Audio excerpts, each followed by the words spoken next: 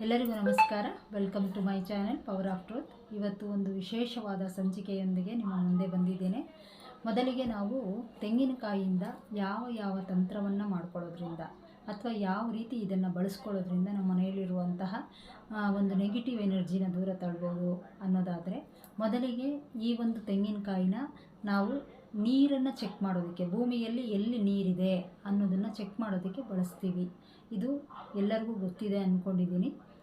ಈ ಒಂದು ತೆಂಗಿನಕಾಯಿನ ಈ ಥರ ಕೈಯಲ್ಲಿ ಇಟ್ಕೊಂಡು ಹೋಗ್ತಾ ಇದ್ದರೆ ಎಲ್ಲಿ ನೀರು ಇದೆಯೋ ಅಲ್ಲಿ ಈ ತೆಂಗಿನಕಾಯಿ ಈ ರೀತಿಯಲ್ಲಿ ಅದಾಗದೇ ನಿಂತ್ಕೊಳ್ಳುತ್ತೆ. ಇದು ಬೇಕಾದರೆ ನೀವು ಮನೆಯಲ್ಲಿ ಎಲ್ಲರೂ ಪ್ರಯತ್ನ ಮಾಡ್ಬೋದು. ಇದು ನಿಮ್ಮ ಭೂಮಿ ಏನಿದೆ, ಮನೆಯ ಭೂಮಿ ಅಂದರೆ ಗ್ರೌಂಡ್ ಫ್ಲೋರಲ್ಲಿ ಹೋಗಿ ಈ ಒಂದು ಚೆಕ್ ಮಾಡ್ಬೋದು. ಆ ಥರ ನೀವು ಮಾಡಿದ್ದೇ ಆದರೆ ಎಲ್ಲಿ ಜಾಸ್ತಿ ಫ್ಲೋ ಆಗ್ತಾ ಇರುತ್ತೋ ಅದು ತುಂಬ ಸ್ಟ್ರೈಟಾಗಿ ಹಿಂಗೆ ನಿಂತ್ಕೊಂಡ್ಬಿಡುತ್ತೆ. ಆ ಒಂದು ಸ್ಟ್ರೈಟಾಗಿ ನಿಂತ್ಕೊಂಡಾಗ ಅದು ಬಂದು ದೇವಸ್ಥಾನಗಳಿಗೆ ಒಂದು ವಿಶೇಷವಾದಂಥ ಜಾಗ ಆಗಿರುತ್ತೆ. ಎಲ್ಲಿ ನೀರು ಹರಿಯುತ್ತೋ ಅಲ್ಲಿ ಲಕ್ಷ್ಮಿ ವಾಸವಾಗಿರುವಂಥದ್ದು, ದೇವತೆಗಳು ವಾಸ ಮಾಡೋದಕ್ಕೆ ತುಂಬ ಒಳ್ಳೆ ಪ್ಲೇಸು. ಆದರೆ ಮನೆಗೆ ಅದು ಒಳ್ಳೆಯದಲ್ಲ, ಯಾಕೆಂದರೆ ನಮ್ಮ ಒಂದು ಶಕ್ತಿನ ಅದು ಪವರ್ಸ್ನ ಹೇಳ್ಕೊಳ್ತಾ ಇರುತ್ತೆ. ಯಾಕೆಂದರೆ ನೀರು ತುಂಬ ಪ್ರೆಷರ್ ಇರೋದ್ರಿಂದ ಆ ಒಂದು ಶಕ್ತಿನೆಲ್ಲ ಅದು ತಗೊಳ್ತಾ ಇರುತ್ತೆ. ಅದಕ್ಕೋಸ್ಕರ ನಾವು ಆ ಒಂದು ಏನು ನೀರು ಜಾಗ ಜಾಸ್ತಿ ಹರಿತಾ ಇದೆ ಅಲ್ಲಿ ನಮಗೆ ಒಂದು ಎನರ್ಜಿ ಫ್ಲೋ ಆಗೋದಿಲ್ಲ. ಅದಕ್ಕೆ ನಮ್ಮ ಮನೆಯಲ್ಲಿ ಎಷ್ಟೇ ಪೂಜೆ ಮಾಡಿದ್ರು ಅಥವಾ ಏನೂ ದೋಷ ಇಲ್ಲ ಅಂದರೂ, ವಾಸ್ತು ಎಲ್ಲ ತುಂಬ ಚೆನ್ನಾಗಿದ್ದರೂ ಸಹ ಈ ಒಂದು ನೀರು ಹರಿಯೋದ್ರಿಂದ ನಮಗೆ ಸ್ವಲ್ಪ ತೊಂದರೆಗಳಂದರೆ ನಮ್ಮ ಶಕ್ತಿನ ಅದು ಹೇಳ್ಕೊಳ್ತಾ ಇರುತ್ತೆ. ಹಾಗಾಗಿ ನಮಗೆ ನಮ್ಮ ಶಕ್ತಿ ಅನುಗ್ರಹ ಆಗ್ತಾ ಇರಲ್ಲ. ಅದಕ್ಕೋಸ್ಕರ ನಾವು ಗೂಗಲಲ್ಲಿ ಹೋಗಿ ಒಂದು ಮೆಟಲ್ ಬಾರ್ ಅಂತ ಸಿಗುತ್ತೆ, ಅದನ್ನು ನೀವು ಆನ್ಲೈನಲ್ಲಿ ತರಿಸ್ಕೊಂಡು ಬೇಕಾದರೆ ಎಲ್ಲಿ ಈ ಥರ ಚೆಕ್ ಮಾಡ್ಕೊಂಡು ಎಲ್ಲಿ ತುಂಬ ಫ್ಲೋ ಆಗ್ತಾ ಇದೆಯೋ ಆ ಜಾಗಕ್ಕೆ ನೀವು ಆ ಒಂದು ಮೆಟಲ್ ಬಾರ್ನ ಅಳವಡಿಸ್ಕೋಬೋದು. ಅಂದರೆ ಅದನ್ನು ಇಡ್ಬೋದು ಅಥವಾ ಅದನ್ನು ಒಂದು ಸ್ಟಿಕ್ ಮಾಡ್ಕೊಳ್ಳೋದ್ರಿಂದ ನಿಮಗೇನಾಗುತ್ತೆ, ಅಲ್ಲಿನ ಎನರ್ಜಿನ ಅದು ಕಡಿಮೆ ಮಾಡಿ ನಿಮ್ಮ ಒಂದು ಶಕ್ತಿನ ಅನುಗ್ರಹ ಆಗೋದಕ್ಕೆ ಅದು ಸಹಾಯ ಮಾಡುತ್ತೆ. ಈ ರೀತಿಯಲ್ಲಿ ನೀವು ಅದನ್ನು ಮಾಡ್ಕೊಳ್ಳೋದ್ರಿಂದ ಮನೆಯಲ್ಲಿರುವಂಥ ದೋಷ ನಿವಾರಣೆ ಆಗುತ್ತೆ. ನಂತರ ಈ ಒಂದು ನೀರು ಬಂದು ನ್ಯಾಚುರಲ್ಲಾಗಿ ದೇವರೇ ಕೊಟ್ಟ, ಇದು ಒಂದು ಕ್ರಿಯೇಟಿವಿಟಿಯಲ್ಲಿ ದೇವರೇ ಮಾಡಿರುವಂಥದ್ದು.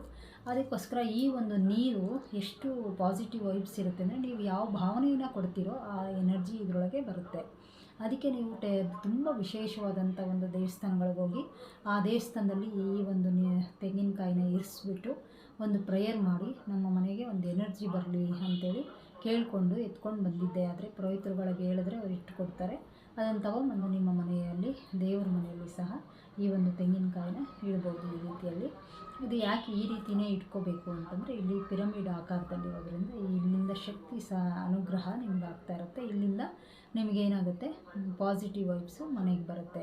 ನೋಡಿ, ಇದನ್ನು ಇನ್ನೂ ಒಂದು ರೀತಿಯಲ್ಲಿ ಹೇಳೋದಾದರೆ, ನಮ್ಮ ದೇವ್ರ ಮನೆಗಳಲ್ಲಿ ಕಳಶ ಸ್ಥಾಪನೆ ಮಾಡ್ತೀವಿ ನಾವು ಅಲ್ವಾ, ಅದರೊಳಗೆ ಲಕ್ಷ್ಮಿ ಅಷ್ಟೋತ್ರ, ದುರ್ಗಾ ಅಷ್ಟೋತ್ರ ನಾವು ಮಾಡೋದ್ರಿಂದ ಈ ಒಂದು ಪಾಸಿಟಿವ್ ಎನರ್ಜಿ ಜಾಸ್ತಿ ಹೇಳ್ಕೊಂಡಿರುತ್ತೆ. ಈ ತೆಂಗಿನಕಾಯಿ ನಮಗೆ ಅದು ಫ್ಲೋ ಮಾಡ್ತಾ ಇರುತ್ತೆ.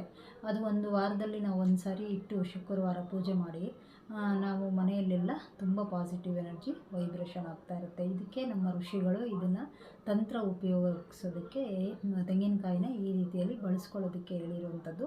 ಅದಕ್ಕೆ ಮನೆಯಲ್ಲಿ ಕಳಶ ಸ್ಥಾಪನೆ ಒಂದು ವಿಶೇಷವಾದಂಥ ಪಾಸಿಟಿವ್ ಎನರ್ಜಿನ ಕೊಡುತ್ತೆ.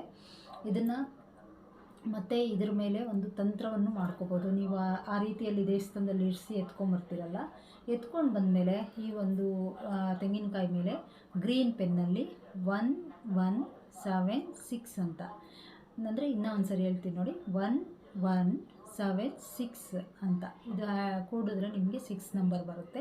ಅಂದರೆ ಶುಕ್ರನಿಗೆ ಅಧಿಪತಿ. ಎಲ್ಲಿ ನಿಮಗೆ ಶುಕ್ರ ಎಫೆಕ್ಟ್ ಆಗಿರುತ್ತೋ ಅಲ್ಲೇ ನಮಗೆ ದುಡ್ಡು ಮತ್ತು ಎಲ್ಲನೂ ಸ್ಟ್ರಕ್ ಆಗಿರುತ್ತಲ್ವ. ಆ ಒಂದು ಕಾರಣದಿಂದ ಆ ಒಂದು ಎನರ್ಜಿನ ನೀವು ಸ್ವಿಚ್ ವರ್ಡ್ ಮೂಲಕ ಕರೆದು ಇದಕ್ಕೆ ಬರೆದ್ಬಿಟ್ಟು ಗ್ರೀನ್ ಪೆನ್ನಲ್ಲಿ ಇಟ್ಟಿದ್ದೇ ಆದರೆ ನೀವು ಆ ಒಂದು ಎನರ್ಜಿ ಫ್ಲೋ ಆಗ್ತಾ ಇರುತ್ತೆ ನಿಮ್ಮ ಮನೆಗೆ. ಅದು ತುಂಬ ಒಂದು ಪಾಸಿಟಿವ್ ವೈಬ್ಸ್ನ ಕೊಡುತ್ತೆ.